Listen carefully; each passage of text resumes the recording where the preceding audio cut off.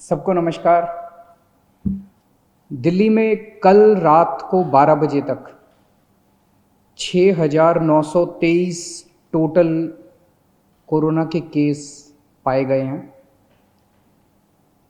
इसमें से 2,069 केस ठीक होकर अपने घर जा चुके हैं। अभी तक टोटल 73 लोगों की कोरोना की वजह से मौत हुई है और इस वक्त 4,781 लोग अभी भी कोरोना का इलाज उनका चल रहा है। तो 6,923 में से 4,781 लोगों का इलाज चल रहा है और 2,069 लोग ठीक होकर घर जा चुके हैं। हमने इसको जब एनालाइज किया तो देखा कि 82% लोग जिनकी डेथ हुई है उनमें 82% लोग 50 साल से ज़्यादा उम्र के थे। तो देखने में ये आ रहा है कि बुज़ुर्गों की मौत ज़्यादा हो रही है। मैंने पहले भी कहा था और सभी सरकारें भी बार बार बोल रही है कि हमें अपने बुज़ुर्गों का ख़ास तौर से ख्याल रखना है। सभी बुज़ुर्गों को भी अपना ख्याल रखना है। घर से बाहर घर से बाहर ना निकलें, सोशल डिस्टेंसिंग का पालन करें, हाथ बार बार धोएं और जो भी प्रिकॉशन ले सकते हैं लें। आपकी जान हम सब लोगों के लिए बहुत कीमती है। सभी बुज़ुर्गों से मेरी हाथ जोड़ के अपील है। ये जो 6,923 केस पॉजिटिव हुए हैं, इनमें केवल 1,300 केस इस टाइम अस्पतालों के अंदर हैं। 1,476 केस केवल अभी अस्पतालों के अंदर हैं।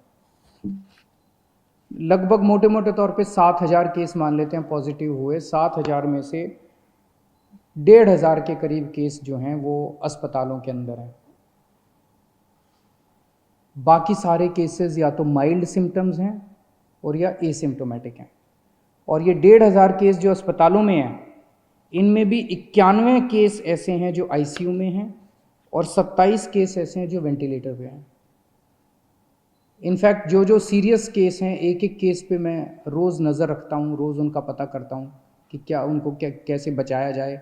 किसी को मरने नहीं देना, अपने को कोशिश ये करनी है कि सब लोग सही सलामत ज़िंदा ठीक होकर अपने घर लौटें।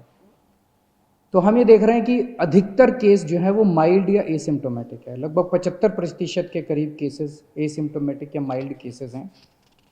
उनका अब केंद्र सरकार ने आदेश निकाले हैं कि उनका इलाज अगर हम चाहें तो उनके घर पे भी हो सकता है, उनको अस्पतालों में आने की ज़रूरत नहीं है।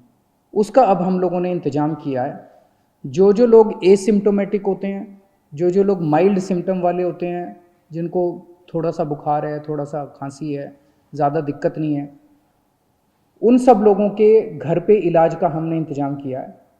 हमारी टीम उनके घर पे जाती है, उनके पूरे परिवार को बिठा के सब समझाती है कि आपको कैसे करना है। देख के आती है उनके घर पे पहले कि क्या उनके घर में एक अलग कमरा है, क्या उनके घर में एक अलग टॉयलेट है, क्या उनको अलग से घर के अंदर सोशल आइसोलेशन किया जा सकता है।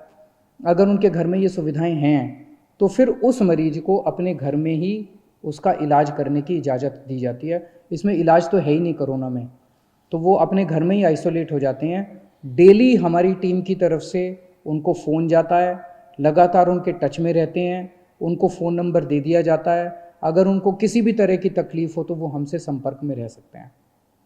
जिन लोगों के घर में ऐसे होम क्वारंटाइन करने के लिए अलग से कमरा नहीं है, उन लोगों के लिए फिर हम लोगों ने कुछ कोविड केयर सेंटर बनाए हैं, कोविड हेल्थ सेंटर बनाए हैं। वहाँ पे फिर उन लोगों को हम ले आते हैं, लेकिन और उन लोगों को वहाँ पे हम रखते हैं 13-14 दिन के लिए, जब तक वो नेगेटिव नहीं हो जाते।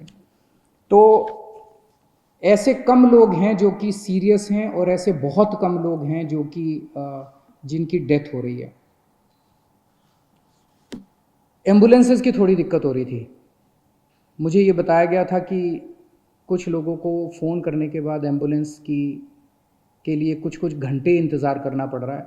कल हम लोगों ने आदेश निकाल के, सरकारी एम्बुलेंस तो थी हमारे पास, हमने कई सारी प्राइवेट अस्पतालों की एम्बुलेंस भी सरकारी सेवा में रिक्विजिशन कर ली है। इसका मतलब ये नहीं है कि वो अपने अस्पतालों के लिए काम नहीं करेगी।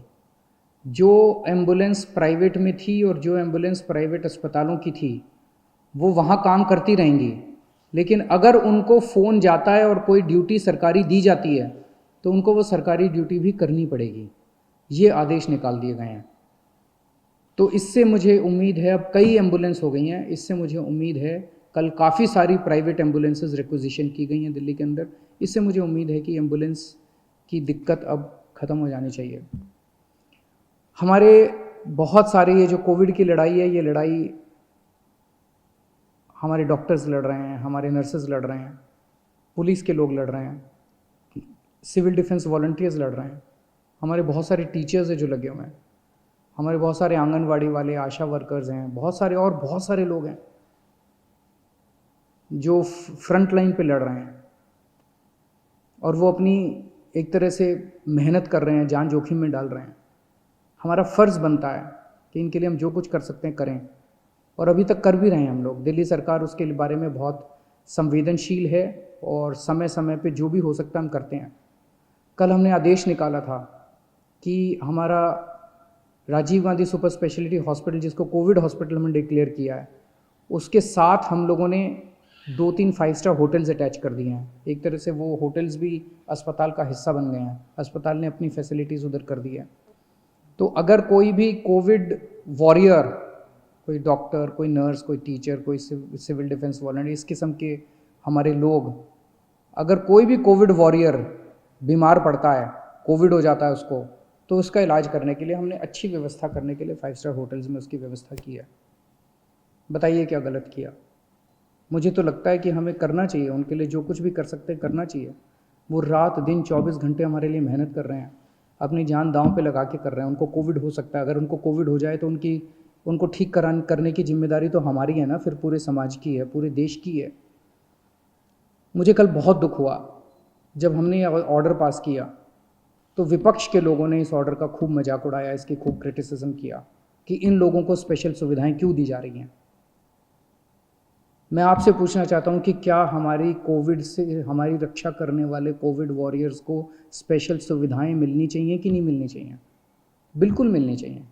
क्या तकलीफ़ है अगर 1, 2, 3, 5, 10 करोड़ रुपए खर्च हो गए इन लोगों को बचाने के लिए?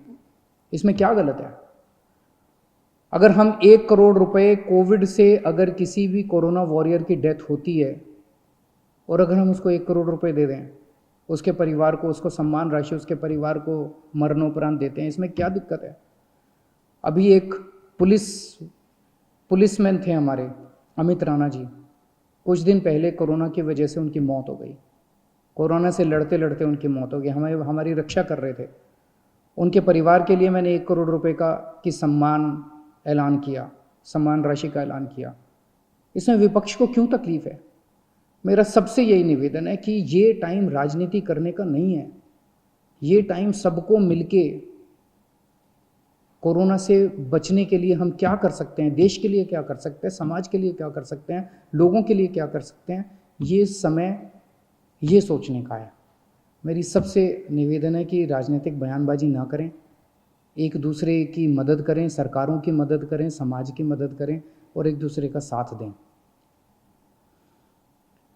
मैं देख रहा हूँ कि अभी भी मैं सोशल मीडिया पे देखता हूँ, इधर उधर देखता हूँ कि प्रवासी मजदूर अभी भी सड़कों के ऊपर बड़ी तादाद के अंदर एक जगह से दूसरी जगह जाने की कोशिश कर रहे हैं।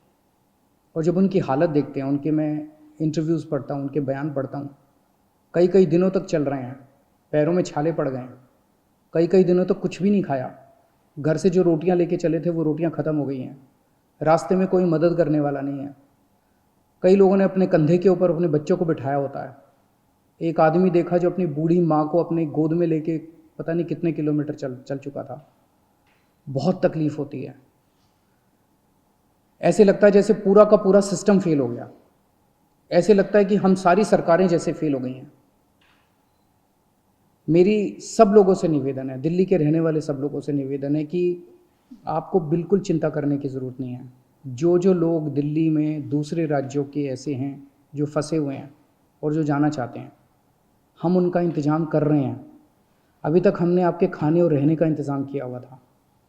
मेरी आपसे निवेदन है, पहला निवेदन तो यह, दिल्ली छोड़ के मत जाइए। बहुत जल्दी ये लॉकडाउन अंतहीन तो होगा नहीं, कभी ना कभी तो खुलेगा, जल्दी खुलेगा। सबको नौकरियां भी मिलेंगी, आपको भी नौकरी मिलेगी, सबको काम मिलेगा, सबको मजूरी मिलेगी। लेकिन अगर कोई फंसे हुए हैं और जाना ही चाहते हैं, हम आपके लिए ट्रेन का इंतज़ाम कर रहे हैं। एक ट्रेन मध्य प्रदेश जा चुकी है, एक ट्रेन हमने बिहार भेजी, अभी और ट्रेन का इंतज़ाम कर रहे हैं। केंद्र सरकार से भी बात कर रहे हैं, दूसरे राज्यों की सरकारों से भी बात कर रहे हैं। थोड़े दिन इंतज़ाम कीजिए, लेकिन घर से ऐसे पैदल मत निकलिए, ये आपके लिए सुरक्षित नहीं है। कुछ लोगों की ट्रेन से कुचल के मौत हो गई, कुछ लोगों की सड़क हादसे में मौत हो गई, और इतने इतने दिन पैदल चलना बिना खाए पिए, ये भी सही नहीं है। हम आपकी जिम्मेदारी लेते हैं, प्लीज़ आप इस तरह से मत निकलिए। हम आपके लिए इंतज़ाम कर रहे हैं, हम हैं आपका ख्याल रखने के लिए, विश्वास कीजिए। धन्यवाद।